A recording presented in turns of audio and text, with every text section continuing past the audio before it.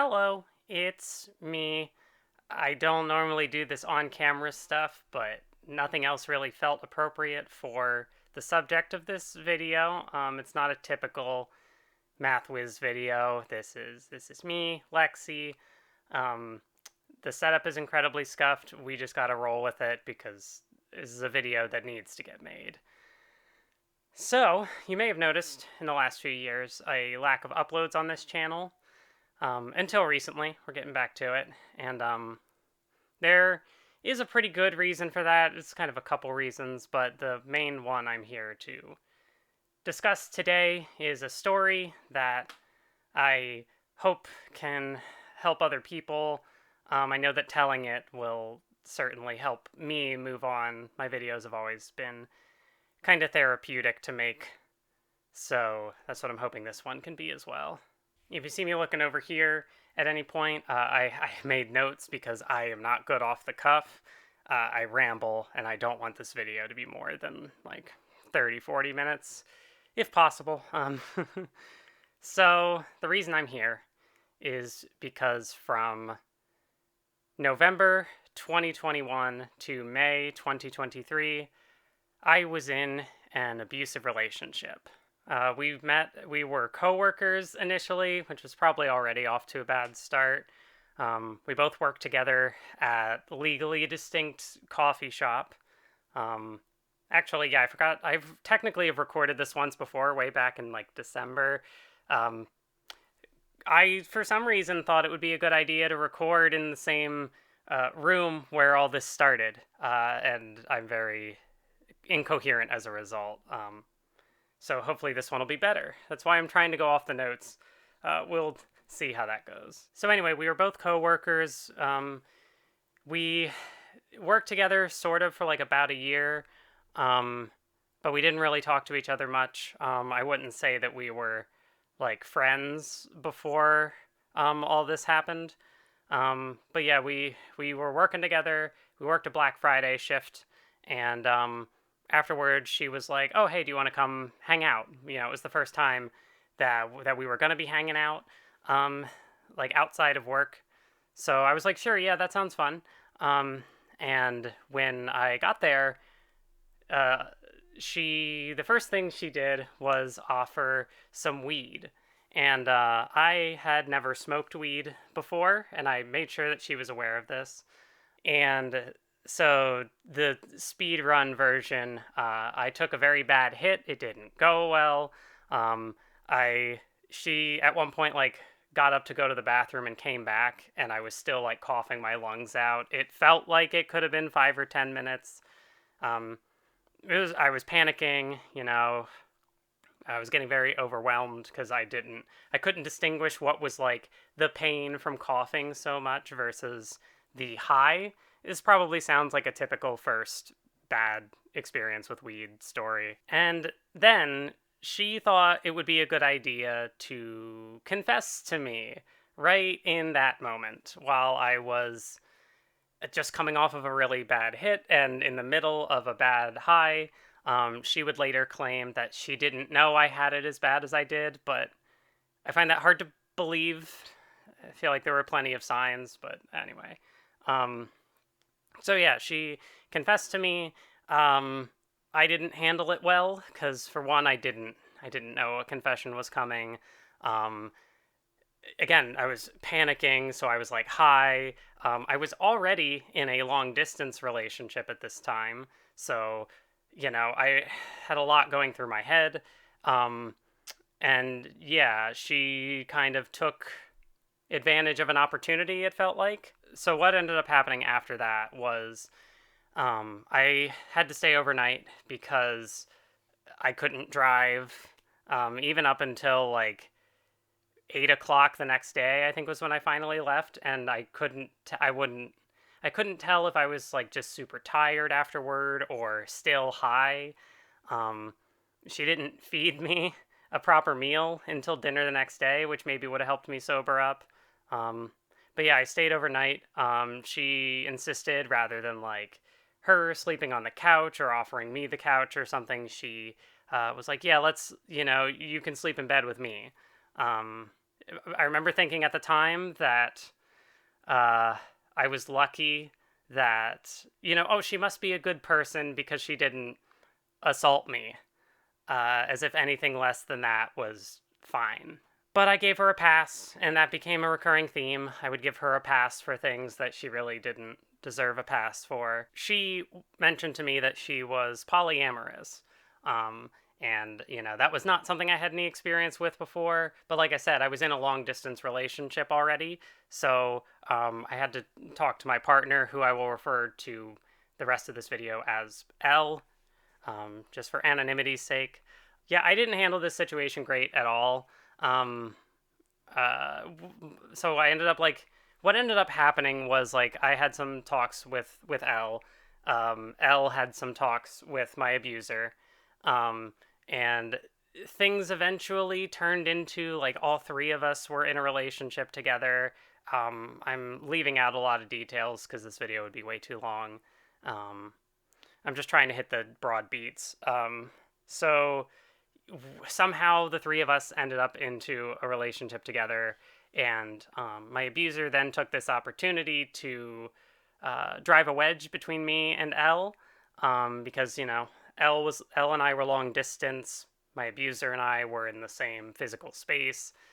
So she, behind my back, was doing a lot of things, saying a lot of things to L to imply that, oh, I didn't care about L, which wasn't true. I didn't love, this and that. She also would then develop a habit of speaking for me. Uh, and yeah, it just, things weren't good. There was a period of a few months where the three of us were together. It was just all bad, really. I could have been a better partner to L. My abuser could have been a better person, but I digress. So, fast forward a few months, we were in this, the three of us were in a relationship together. Um, my abuser ended up breaking up with L for, I don't know, reasons. And so then I was kind of stuck in a weird in between point that eventually led to me breaking up with L, even though I really didn't want to. Um, and when it happened, we were all in the same room together, and my abuser was hovering over me the whole time and just putting thoughts in my head or speaking for me at times. I kind of felt like I was put in a situation where I didn't have a choice in the matter, which obviously I did. And I'm not trying to absolve myself of the mistakes I made with L. I fully admit I was not a good partner in that situation. I wasn't very mature about things. I was very naive. So then after I broke up with L, this was April 2022. Yeah. And so there was a period of time where it was just me and my abuser. She was still poly. She had other partners. I didn't really, I was fine to let her do her thing because, I feel like polyamory is something it's complicated. And I feel like if you're mature about it and communicate with people, then I don't know, different strokes for different folks. But there wasn't. So eventually I would end up getting into another relationship with my current partner. This was a few months down the road. My current partner named Bridget. I will say her name because she's come up on the channel in the previous video, and probably might come up more in my streams on Twitter, wherever. She is still my partner to this day, and I'm very grateful for that because I asked a lot of her early on when I was still with my abuser, but she really helped me. How she described it, she could reach out a hand to help me, but if I didn't take that hand, then there was nothing else she could do. And thankfully I did take that opportunity. I had plenty of opportunities to leave my abuser realistically, but you just don't, when I was in it, I didn't think I was being abused. I didn't see any of the signs, and I had a very, very low self-esteem, low self-worth. So, yeah, I just blamed myself for a lot of things and gave my abuser a pass most of the time, and I just shouldn't have done that. So there was still, like, I would say there was about a year in between me breaking up with Elle and Bridget moving in with us. And during that time, there were a lot of red flags that I just missed. Um, there was my abuser would like isolate me from friends and family. She'd say that she wasn't doing it, but like she would say negative things about like how I was like my family, my mom, who was a single mom that raised me. Um, and like there was, so I mentioned that we were coworkers, and the timing of everything, of like when I would eventually move in with her, because I'm doing my best to keep this straightforward, so I apologize if it's not the most cohesive. But so originally I wasn't living with my abuser. Um, I was with some other roommates, and after, so like between April and November, my abuser convinced me to move in with her. But even before then, I was paying her rent, which, yeah, the financial abuse was bad, and that was probably like one of the bigger, most obvious red flags that I should have eventually made a stand on. But yeah, so I was paying her rent before I ever moved in. If I had known how long it was going to go on for, I wouldn't have started, but you know. And then while we were living together, I paid for so many things. She was a chronic stoner, so I was paying for her weed. I was paying her bills. I said rent. I paid her fucking court fee when she wrecked her car. Um, just really over that period of November to May, I lost a lot of money because I wanted to help her, and she didn't seem to want to help herself. Her work ethic was really bad. She like would spend like a day applying to jobs, and then she'd say, "Oh, I'm tired, I'll get back to it," and then she'd take like a rest day that would turn into like a rest week. So she was unemployed for a lot of our relationship. We both worked at Legally Distinct Coffee Company for, um, up until about July, August, which is around the time that my grandmother passed away. So I think that also really sent me into I had like the guilt of breaking up with Elle and being a shitty partner, my grandmother passing away. There were a lot of things that were just kind of destroying me at that time, and could have used more support. Finishing the thought and then wrapping back to money. She had a roommate who lived with her, and coincidentally, they had gotten the lease in August of 2021, and by November, that roommate was moving out, which is another red flag that I just ignored. Um, and yeah, that was so around the time that I started dating my abuser was around the time that her roommate at the time was bailing on a year-long lease 3 months in. I should have seen that as a red flag. Um, but yeah, my abuser would isolate me from that roommate who was also a coworker of ours. So, um, maybe someone who had also dealt with some of my abusers' abuse. Not that they were ever together, but I've heard some stories that weren't good. Um, and then getting back to the money part of things. So when how we left our jobs was I put in my 2 week notice, because my mental health had been in rapid decline over the course of like 2021, 2022.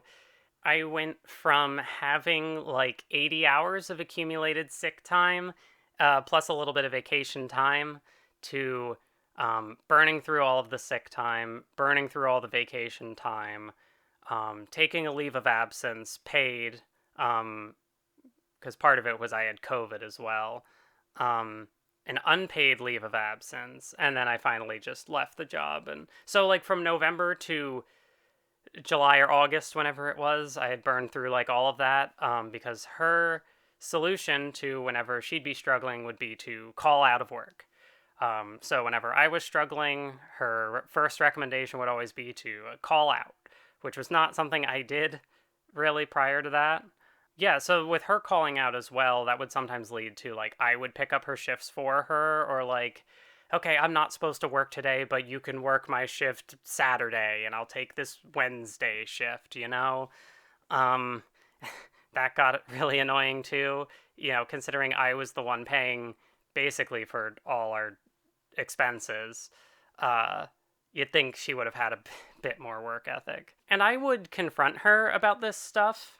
Um, there were several occasions where like I would have a conversation with her like, "Hey, I'm paying your bills on top of my bills, like you have to put in some work." Um, anytime I tried to have a serious conversation with her about her work ethic, um, and also like, I don't like that you owe me all this money that I'm covering your expenses for. The financial anxiety is eating away at me.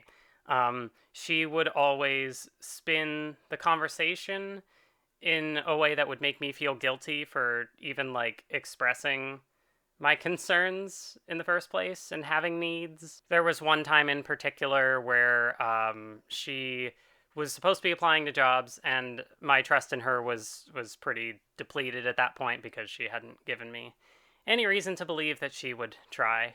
Um, and so I like said, I'm not gonna leave the room until I just see that you're starting to apply. At which point she said that I was acting like her abusive father, and that I wasn't letting her have trauma when I doubled down and didn't want to leave. Yeah, I just wanted her to try. I was self-harming around this time. Um, there was one time in particular that I couldn't hide. I still have a picture of it on my phone to this day as like a reminder to myself to never let things get that bad again. As part of her isolating me, I started feeling like I couldn't rely on my friends for like anything because I would be an inconvenience to them because the way that I would talk to my abuser about my concerns, and she would twist it back into guilt, and she would say like, "Oh yeah, your like mental health is a drain on me, and like needing to support you emotionally is a drain." That's what she would say.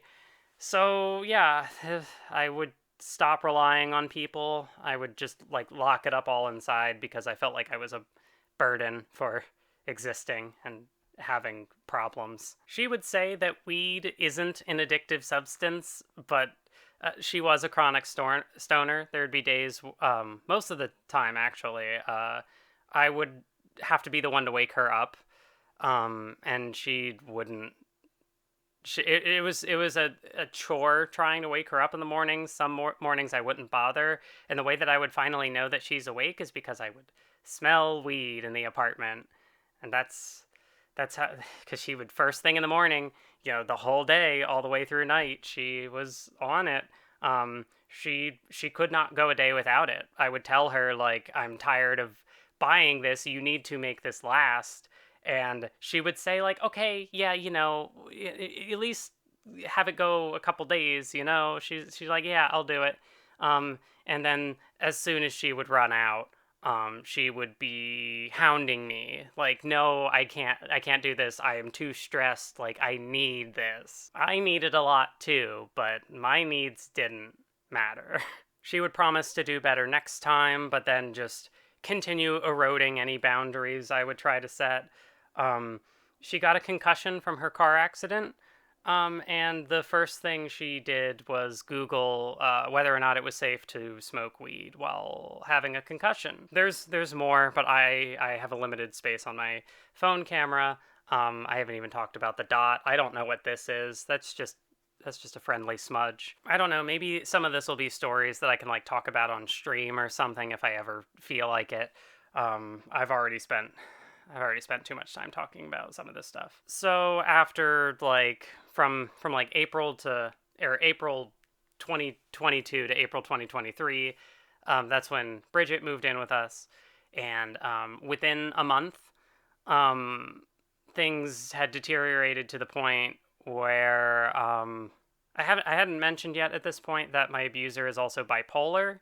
Um, and that feels like a very touchy subject to try and bring up, because I feel like I tried to do the best that I could to support. I went off of like what she would tell me, her experiences of being bipolar, and she would have like little manic episodes, and I had like an idea of how she would generally be during the hell week. This was where shit really hit the fan. She was having a manic episode, and she hadn't told me that she wasn't taking her medications that she was supposed to be taking. I feel like the bare minimum you could do when you're in a relationship with someone is just be transparent, like, oh, I ran out, or I don't think she even ran out. She just stopped taking them for some reason. Um, and so she had like a manic episode, and there was a few days where we were kind of just letting her, you know, she was kind of like isolating in her room and just doing her own thing. She had told me that she didn't really understand boundaries when she was manic, and that she had a hard time like seeing reason. So like trying to communicate with her is hard. She was crossing my boundaries and Bridget's boundaries like multiple times a day, but it was like, okay, we'll just wait for the mania to subside, and then we can talk about it when she's a bit more clear-headed. Um, but then it got to a point where I did want to have a talk with her, but I let her know that it was going to be kind of a serious talk, and that I wanted to wait until she had like settled a bit from the mania, because as she had told me, she doesn't see reason when she's manic. So I told her that it would end. The conversation was going to end poorly if we had that talk while she was manic. But then she pressured me to talk and have that conversation right then and there. She ignored my boundaries and basically put me in a situation where, oh, well, now I have to tell her.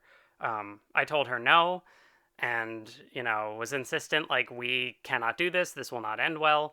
And then she started sobbing. So that made me feel guilty enough to talk.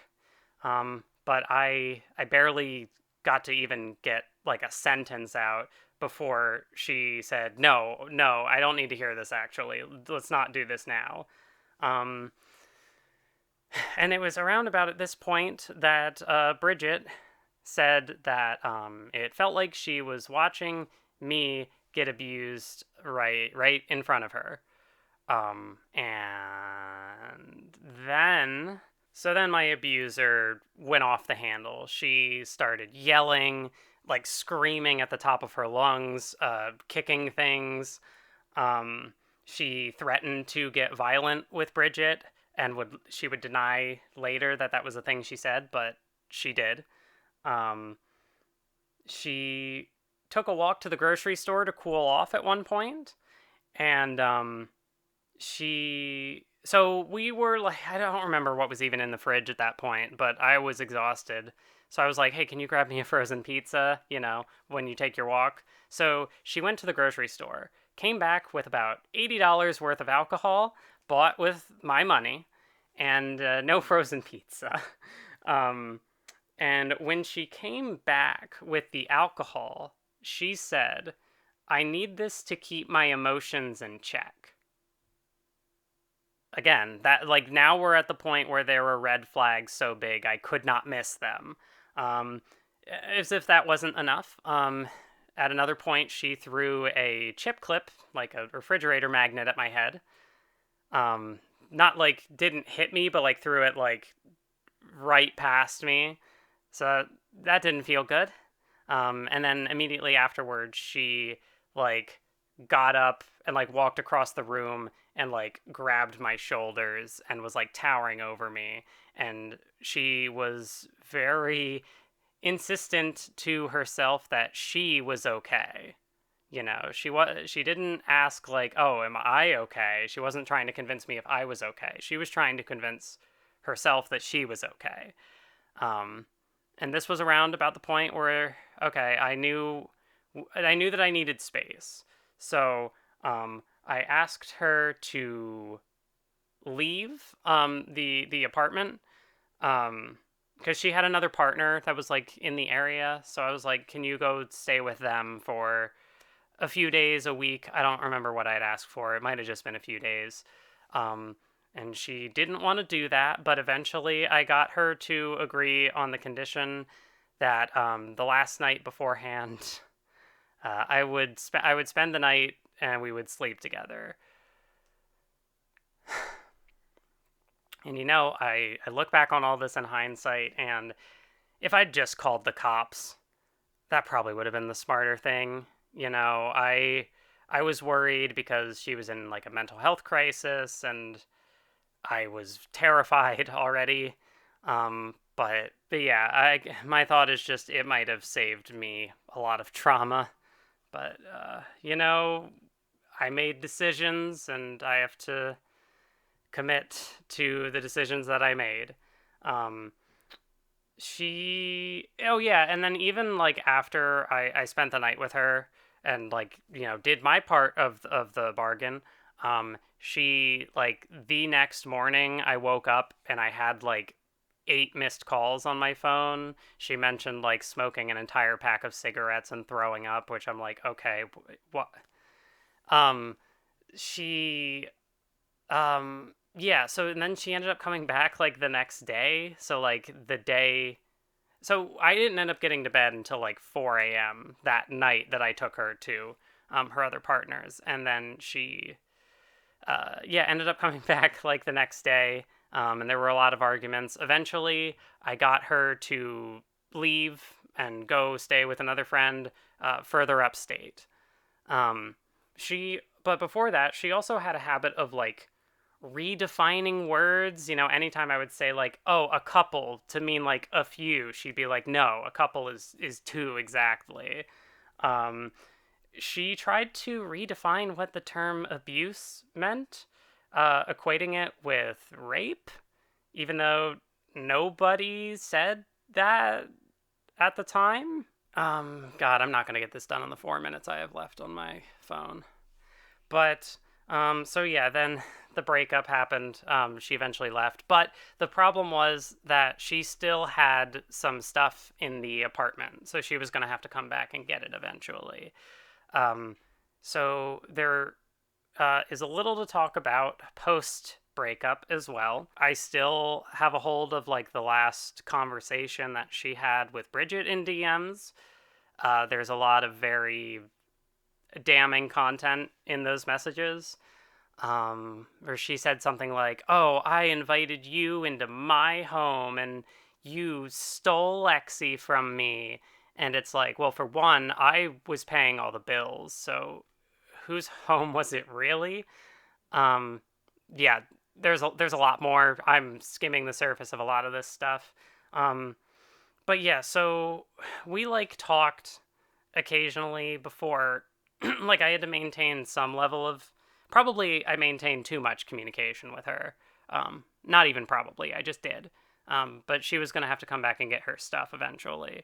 And she tried to like gaslight me into thinking that I hadn't broken up with her when I very clearly did. I told her that like we weren't just having a separation or like space. This was like a breakup. Like I was done, because I knew that she could not promise me that something like that would never happen again, and I could not go through something like that again. When she came back in person to get the rest of her stuff, she made sure that I had a conversation with her, where she told me about, oh, how much this was hurting her, and like, oh, why was I doing this, and I just had to like put up a wall because like I needed to get out. The video feed might end, but I might be able to finish this up just on microphone. So, in the process since then, um, because this relationship ended in May of 2023, the last time I would have spoken to her was maybe July or August 2023. Um, and the process of healing has been, it's been rough. I don't even know that I'm like fully at a point where like maybe I'm making this video too early if I want it to be like coherent, but I just need to move on. I've had a lot of stomach issues and like a lot of physical tension that I realize is I didn't really have prior to my relationship with her. Part of me is like still there. Part of me has still been in that apartment. And staying in the apartment that long definitely didn't help things because I was still in the same physical space that a lot of this trauma occurred. Like three different major events happened in that living room alone. Um, so like not getting that physical separation um, was hard, and I probably should have done it sooner. But the main thing is that I'm out now, and I feel much better for it. But I still have a lot to work through.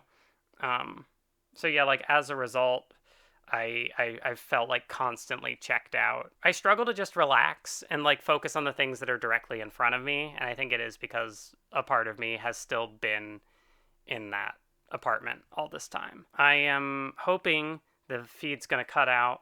I'm hoping that this video can give me some kind of closure, some kind of like release from this. I don't know if this video is going to get like age restricted or anything because I'm not going to censor myself. I just want to tell my story. But if it doesn't, if you do see ads on this video, that is, you might think it's scummy. I think that's fair. I need the money. So if there are ads, that is why. I don't want to disclose the amount that I lost supporting her, but it was probably more money than I'll ever have in one place again in my life, unless I get really lucky. But the way things are going in this country, I don't have high hopes. Part of what helped me process some of this stuff was watching videos by other creators who had also kind of gone through similar abusive relationships, and I was able to like watch those videos and notice a few common threads that were that I had experienced, but also across all of those, like my story also had a lot of different aspects. So I was hoping that sharing this story could maybe provide that same comfort or like solidarity to someone else who has been in that position. But even if you haven't been in an abusive relationship, then hopefully this video can serve as a cautionary tale of sorts. Don't make the same mistakes I did. Yeah, I don't really know a good note to end this video on. There are gonna be more, videos to come, more anime videos. Um, if you, I don't. This is gonna sound like e-begging, no matter how I phrase it. I feel like, but if you do appreciate the work that I do on this YouTube channel, please support me on Patreon. Uh, don't I don't want anyone to feel like doing it because, oh, I've suffered. Just, I'm not in a good place financially, and, that's no one's obligation to fix but me. But just if you like what I do and you just want to support the videos, the Patreon would help me out a lot because I feel like in the years that I was gone and I was dealing with all of this, I kind of lost the YouTube channel. I lost my creative spark, and I've been getting that back recently.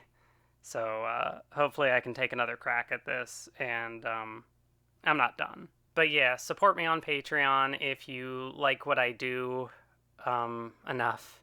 And yeah, just take care of yourselves, and I will see you in the next video. Um, Yeah, that's it. It's over.